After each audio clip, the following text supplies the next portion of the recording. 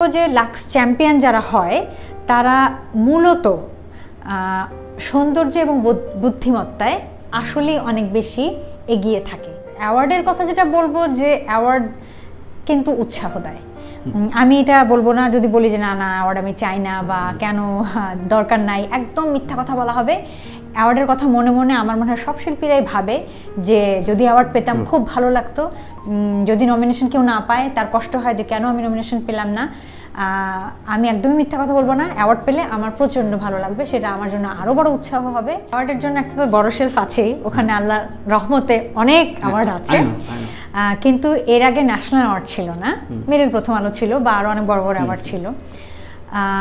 গৌতম ঘোষের সঙ্গে আমার যেদিন প্রথম দেখা হয়, আমি যখন অডিশন দেই তখন বিষয়টা আসলে আমার কাছে একটা ম্যাজিক রিয়েলিজমের মতো ছিল, একটা সুররিয়াল ছিল ব্যাপারটা, আমার বাস্তব মনে হচ্ছিল না। আমি অডিশনে টিকবো কি টিকবো না ডাজন্ট ম্যাটার, যে আমি এদের সঙ্গে কি করে কাজ করব, আমি এত নগণ্য ছোট্ট, আমি কিচ্ছু জানি না, এদের সঙ্গে আমি কি করে কাজ করব, এই ভয়টাই ছিল। তো তারপর যখন আমি কাজ করেছি এবং সবার কাজ ভালো লেগেছে এবং তারপর আমি আবার ন্যাশনাল অ্যাওয়ার্ড পেয়েছি।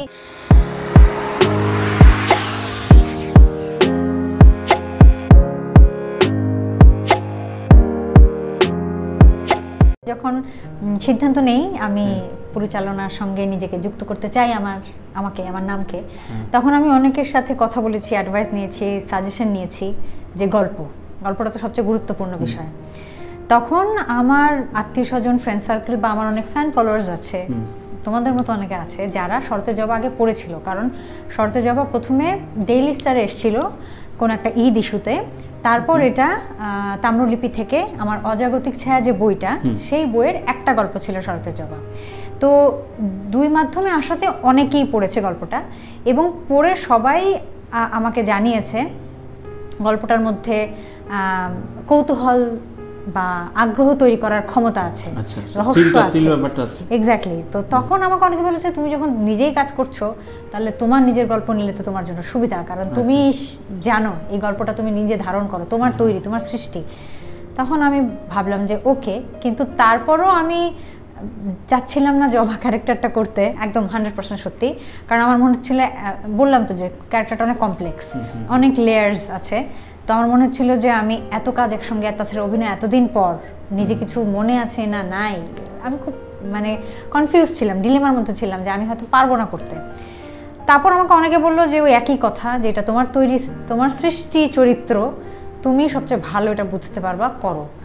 তো আমি ভয়ে ভয়ে করেছি, এখন বাকিটা আমি জানি না। শুটিং শুরু করেছি হচ্ছে সেপ্টেম্বরে এবং নভেম্বরে। এর আগে জুলাই আগস্টে আমরা প্রি প্রোডাকশনের জন্য বসছিলাম, ডিওপি এবং আমার সঙ্গে যে কো ডিরেক্টর আছে সুমন ধর, ডিওপি খায়ের খন্দকার, মূলত আমরা এই তিনজনই প্রথমে বসেছিলাম যে কিভাবে কি করা যায়, তারপর আমরা ফ্যামিলিটাকে বড় করেছি। শরতের জবা আমি একদমই, গল্পটা যেরকম বললাম যে অনেক লেয়ার্স আছে, সবগুলো চরিত্রে, শুধু জবা চরিত্রের না, এবং সাইকোলজিক্যাল থ্রিলার, এটা তো বলছিলাম তোমাকে যখন গল্প করছিলাম, কিন্তু এটার মেকিংটা খুব সাধারণভাবে করার চেষ্টা করেছি আমরা, যাতে খুব সহজে মানুষ বুঝতে পারে আসলে এটার যে পরিমাণ কঠিন, যে পরিমাণ গভীরতা বা লেয়ার, এগুলো যেন কাউকে সমস্যা না তৈরি করে, যে বুঝতে পারছি না বা বিরক্তির সৃষ্টি যেন না হয়। খুব সহজভাবে বর্ণনা করা গল্প, তো আমার মনে হয় এটা দর্শকের জন্য খুব সহজ হবে নেওয়াটা বা বোঝাটা। আর অ্যাওয়ার্ডের কথা যেটা বলবো যে অ্যাওয়ার্ড কিন্তু উৎসাহ দেয়। আমি এটা বলবো না যদি বলি যে না না অ্যাওয়ার্ড আমি চাই না বা কেন দরকার নাই, একদম মিথ্যা কথা বলা হবে। অ্যাওয়ার্ডের কথা মনে মনে আমার মনে হয় সব শিল্পীরাই ভাবে যে যদি অ্যাওয়ার্ড পেতাম খুব ভালো লাগতো, যদি নমিনেশন কেউ না পায় তার কষ্ট হয় যে কেন আমি নমিনেশন পেলাম না। আমি একদমই মিথ্যা কথা বলবো না, অ্যাওয়ার্ড পেলে আমার প্রচণ্ড ভালো লাগবে, সেটা আমার জন্য আরও বড় উৎসাহ হবে। অ্যাওয়ার্ডের জন্য একটা তো বড় শেলফ আছেই, ওখানে আল্লাহর রহমতে অনেক অ্যাওয়ার্ড আছে, কিন্তু এর আগে ন্যাশনাল অ্যাওয়ার্ড ছিল না, মেরিল প্রথম আলো ছিল বা আরও অনেক বড় বড় অ্যাওয়ার্ড ছিল। গৌতম ঘোষের সঙ্গে আমার যেদিন প্রথম দেখা হয়, আমি যখন অডিশন দেই, তখন বিষয়টা আসলে আমার কাছে একটা ম্যাজিক রিয়েলিজমের মতো ছিল, একটা সুররিয়াল ছিল ব্যাপারটা, আমার বাস্তব মনে হচ্ছিল না। আমি অডিশনে টিকবো কি টিকবো না ডাজন্ট ম্যাটার, উনি আমার সামনে, উনি আমার সঙ্গে কথা বলছেন, উনি আমার অডিশন নিচ্ছেন, সাথে তার ছেলে ঈশান, ক্যামেরা নিয়ে তার সাথে সাথে ঘুরছে, আমার জন্য এটাই 100-তে 500 ছিল। আচ্ছা, তারপর যখন আমি অশেষ রহমতে এবং তাদের ইচ্ছায়, ফরিদুর রেজা সাগর ছিলেন সেই অডিশনে ইমপ্রেসের, আমাদের সবার প্রিয় শ্রদ্ধেয় হাবিব ভাই ছিলেন আশীর্বাদ চলচ্চিত্রের, সবার সিদ্ধান্তে এবং সর্বোপরি গৌতম ঘোষ এবং প্রসেনজিৎ, যেহেতু প্রসেনজিতেরও এটা জয়েন্ট ভেঞ্চার, তো অনেকগুলো প্রডিউসার ছিল, ইমপ্রেস টেলিফিল্মস, আশীর্বাদ চলচ্চিত্র, এনআইডিয়াস, প্রসেনজিৎ চ্যাটার্জির এবং আরও একজন ছিলেন মৌরা চৌধুরী, 4 জন প্রডিউসার বেসিক্যালি। সবার সিদ্ধান্তে যখন অনেকগুলো অডিশন দেখার পরে আমাকে সিলেক্ট করা হলো এবং এটা আমার কানে আসলো যে আমি করছি শঙ্খচিল, এরপর আসলে আমি ওই মুহূর্তে অর্ডার কথা ভাবিনি। আমি 100% ট্রু। আমার মনে হয়েছে যে আমার মধ্যে একটা আসলে ভয় মিশ্রিত আনন্দ ছিল যে আমি এদের সঙ্গে কি করে কাজ করব, আমি এত নগণ্য ছোট্ট, আমি কিচ্ছু জানি না, এদের সঙ্গে আমি কি করে কাজ করব। আচ্ছা আচ্ছা, এই ভয়টাই ছিল। তো তারপর যখন আমি কাজ করেছি এবং সবার কাজ ভালো লেগেছে এবং তারপর আমি আবার ন্যাশনাল অ্যাওয়ার্ড পেয়েছি, এবং আপনি হয়তো জানেন যে শঙ্খচিল কিন্তু ভারতীয় ন্যাশনাল অ্যাওয়ার্ড পেয়েছিল বেস্ট রিজিওনাল ফিল্ম হিসেবে। এগুলো তো আসলে তখনও আমার কাছে মনে হচ্ছিল, পুরো জার্নিটাই আমার কাছে মনে হচ্ছিল সুররিয়েল, পুরো জার্নিটাই ম্যাজিক। আমি যাকে যাকে ভেবেছি গল্প অনুযায়ী, যখন মানে ডিসিশন নিলাম আমরা যে সিনেমা করব শরতের জবা নিয়ে, তখন আমি যাকে যাকে ভেবেছি আমি লাকিলি তাকেই পেয়েছি। আমার কোনো ক্যারেক্টারের জন্য সেকেন্ড ওপিনিয়নে যেতে একদম তাই, একদম তাই। যেমন আমি প্রধান 3টা ক্যারেক্টার, যদি মেল ক্যারেক্টার বলি, অনেকগুলো ক্যারেক্টার, জিতু হাসান আছে, ইয়াশ রোহান আছে, আর আমাদের সাচ্চু ভাই আছেন, মূল 3টা মেল ক্যারেক্টার। এছাড়াও আরও অনেক মেল ক্যারেক্টার আছে ইম্পর্টেন্ট। তো আমি 3 জনকে ভেবেছিলাম, 3 জনই হ্যাঁ করেছে। সো আমি লাকি।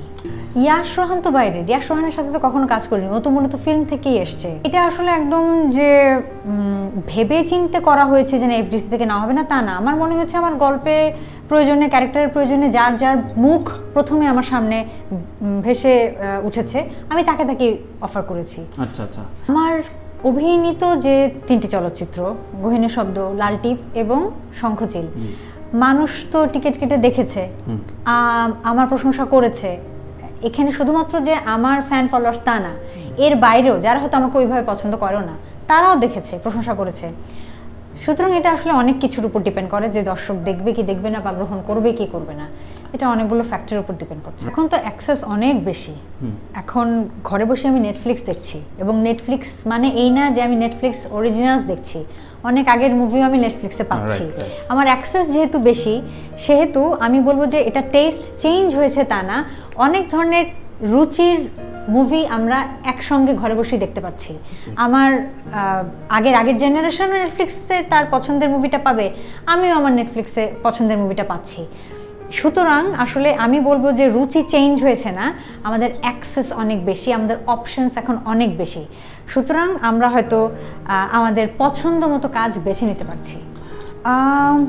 নাম্বার 1 হচ্ছে প্রথমেই সে অনেক মানুষের পরিচিত হয়ে যায়, যেটা হয়তো লাক্স চ্যাম্পিয়ন যে হয়, অথবা একটা স্ট্রাগল করছে একটা মেয়ে, তার ওই পয়েন্টে আসতে অনেক বছর, অনেক সময় লাগবে, অনেক কাজ করতে হবে।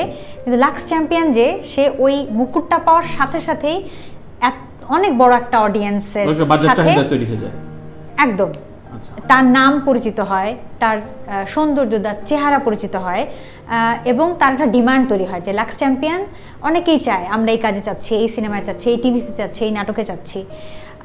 এটা হচ্ছে একটা মূল পার্থক্য, যে সে একটা হিউজ বড় গ্র্যান্ড প্ল্যাটফর্ম থেকে আসে, সে অলরেডি অনেকখানি 100টা সিঁড়ি সে পার করা, এবং অবশ্যই সে পরীক্ষিত, কারণ এটা তো অনেক গ্রুমিংয়ের মাধ্যমে, অনেক পরীক্ষার মাধ্যমে তাকে চ্যাম্পিয়ন হতে, এতটা সহজও না। প্রথমেই সে প্রধান চরিত্রে বড় একটা মুভিতে বা নাটকে বা টিভিতে কাজ করার সুযোগ পায় প্রধান চরিত্রে। এটাও কিন্তু অনেক কঠিন, এটাও তার সাথে জন্য একটা কম্পিটিটর, অন্য মেয়েটা যে কোনো বিউটি পেজেন্ট থেকে আসেনি, তাকে হয়তো আগে অন্যান্য ছোট ক্যারেক্টার, মিডিয়াম ক্যারেক্টার নিজেকে প্রমাণ করে যে আমি তো পারি, আমি ভালো অভিনয় করি, আমি দেখতে ভালো, তারপর সে হয়তো ওই জায়গায় যায়। কিন্তু এখানে প্রথমেই সে প্রধান ক্যারেক্টার পেয়ে যায়, সেটা মুভিও হতে পারে, নাটকও হতে পারে, ওটিটি হতে পারে, কারণ সে তো পরিচিত হয়ে ডিমান্ড নিয়ে আসছে, তার একটা ফেস ভ্যালু আছে। থার্ড নাম্বার আমি বলবো যে লাক্স চ্যাম্পিয়ন যারা হয়, তারা মূলত সৌন্দর্য এবং বুদ্ধিমত্তায় আসলেই অনেক বেশি এগিয়ে থাকে। কেন? কারণ এই যে কম্পিটিশনে তো সে চ্যাম্পিয়ন হচ্ছে, তার মানে সে পেছনে যারা তার থেকে সৌন্দর্যে এবং বুদ্ধিমত্তায় কম তাদেরকে অবশ্যই সে পেছনে ফেলে এসছে, সুতরাং সেই সেরা।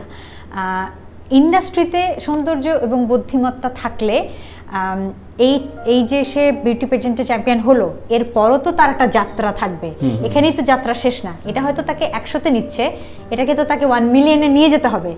তার সৌন্দর্য, তার বুদ্ধিমত্তা এতটাই ভালো থাকে যে খুব সহজেই সে 1 মিলিয়নে তাকে নিয়ে যেতে পারে, পুশ করতে পারে নিজেকে। এটাই পার্থক্য।